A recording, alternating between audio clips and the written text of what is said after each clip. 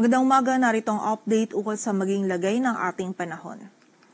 Kaninang alas 3, yung low pressure area na minomonitor natin sa labas ng ating area of responsibility ay huling namataan sa layong 1,165 kilometers silangan ng northeastern Mindanao. Maliit po yung posibilidad nito na maging isang ganap na bagyo, ngunit within 24 hours ay posible po itong pumasok sa loob ng ating area of responsibility. And ngayong araw, yung trough or extension nito ay magdudulot din ng mga pag-ulan dito sa silangan ng Visayas at Mindanao. And sa mga susunod na araw po, kapag naging mas malapit itong LPA na ito dito sa silangan ng ating bansa, ay posible din po itong magdulot ng mga pag-ulan dito sa area ng Bicol region. So kahit po maliit yung chance nito na maging isang ganap na bagyo, ay kailangan pa rin po nating bantayan yung mga pag-ulan na maaaring idulot nito, lalong-lalo na dito sa may silangan ng Southern Luzon, Visayas at Mindanao. Samantala, bukod po dito sa trough ng LPA na ito, yung habagat patuloy ding magdudulot ng mga pag-ulan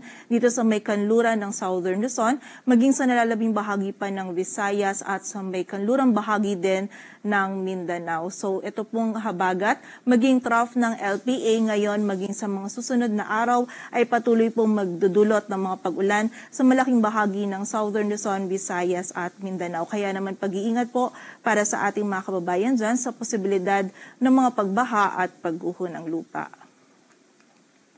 Samantala, para naman sa maging lagay ng panahon ngayong araw ng Sabado, magiging maulap pa rin po yung ating kalangitan ngayong umaga dito sa Ilocos Norte, maging sa bahagi din ng Batanes at Cagayan. Dulot po ito ng trough or extension ni Bagyong Jacinto. For this morning po, meron pa rin tayong mga pag-ulan na mararanasan, but throughout the day po or by tanghali onwards ay mababawasan na po yung mga pag-ulan nito. Improving weather na po tayo, maliban na lamang sa mga posibilidad pa din ng mga isolated na mga pag-ulan dulot ng thunderstorms.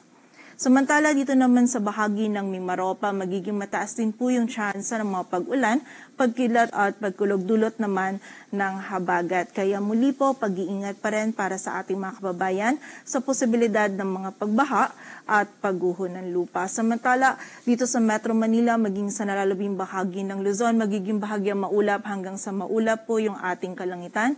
Pagsapit ng hapon at gabi, nandun po yung tsansa ng mga pag-ulan, pagkilat at pagkulog. Dulot pa rin po ito ng habagat at ng mga localized thunderstorm. So kapag po tayo ay lalabas, huwag natin kalilimutan yung mga pananggalang natin dito sa mga pag-ulan na ito. Agwad ang temperatura dito sa Metro Manila ay mula 25 to 30 degrees Celsius. Sa Baguio ay 17 to 23. Sa Lawag ay 26 to 31 degrees Celsius. Sa bahagi ng Tagaytay ay 23 to 28 degrees Celsius. Samantala sa Tuguegarao at Legazpi, yung maximum temperature natin ay maaaring umabot hanggang 32 degrees Celsius. Sa bahagi naman ng Eastern Visayas, Caraga at Davao Region, ngayong araw may mga pag-ulan din po tayong mararanasan dulot naman ng trough ng low pressure area. Posible po yung katamtaman at kung minsan ay mga malalakas na pag-ulan, kaya doble ingat pa rin sa banta ng mga pagbaha at pagguho ng lupa. Samantala, dito sa area ng Palawan, nalalabing bahagi ng Visayas, maging sa Zamboanga Peninsula at dito rin sa bahagi ng Northern Mindanao, mararanasan din po natin or meron din tayong mga pag-ulan na mararanasan na dulot naman ng habagat. So muli po, etong habagat maging yung trough ng LPA, ngayon maging sa mga susunod po na araw ay patuloy pa rin magdudulot ng mga pag-ulan sa malaking bahagi ng Southern Luzon, Visayas at Mindanao. Kaya naman doble ingat pa rin para sa ating mga kababayan and yung mga regional offices po natin patuloy pa rin nagpapalabas ng mga thunderstorm advisories or mga babala ukol sa mga pag-ulan nito. Samantala, dito naman sa nalalabing bahagi ng Mindanao ay magiging bahagyang maulap hanggang sa maulap po yung ating kalangitan. May mga biglaang pag-ulan, pagkilat at pagkulog po tayong mararanasan pa din, lalong-lalo na pagsapit ng hapon at gabi, dulot ito ng habagat. Agwat ang temperatura dito sa Cebu ay mula 25 to 31 degrees Celsius. Samantala, yung maximum temperature natin sa Kalayaan Islands, Puerto